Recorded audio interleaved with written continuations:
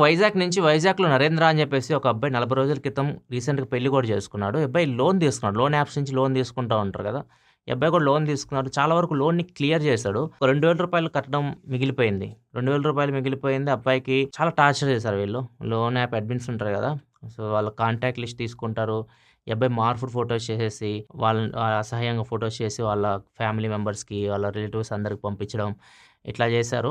తర్వాత వీళ్ళు లోన్ కూడా తీర్చేశారు. వాళ్ళ ఆవిడకి కూడా పెట్టారు. ఫోటోలు కూడా పెట్టారు. సో, వాళ్ళు రూ. 2000 క్లియర్ చేశారు. కాకపోతే అప్పటికే వీళ్ళు ఫోటోస్ అన్ని పంపించేశారు. ఈ అబ్బాయి కొద్దిగా అవమానంగా ఫీల్ అయ్యాడు. ఎవరైనా అలాగే ఫీల్ అయితారు కదా! రిలేటివ్స్‌లో అలాంటి ఫోటోస్ పంపిస్తే. సో, ఈ అబ్బాయి అవమానం తట్టుకోలేక సూసైడ్ అయితే చేసుకున్నాడు. సో, ఇట్లాంటివి ఉంటాయి లోన్ యాప్స్. లోన్ యాప్స్‌లో డబ్బులు తీసుకునే ముందు అప్పుడు అవసరమై ఉండి మనం తీసుకుంటాం. కాకపోతే భయంకరంగా టార్చర్ చేస్తున్నారు వీళ్ళు. సో, వీళ్ళు టార్చర్ భరించలేక చాలామంది చనిపోతూ ఉన్నారు. సో, బెటర్ లోన్ యాప్స్‌కి కొంచెం దూరంగా అయితే ఉండండి. మీకు తెలిసిన వాళ్ళ దగ్గర ఇట్లాంటి వాళ్ళ దగ్గర తీసుకుని ప్రాబ్లమ్ లేదు గానీ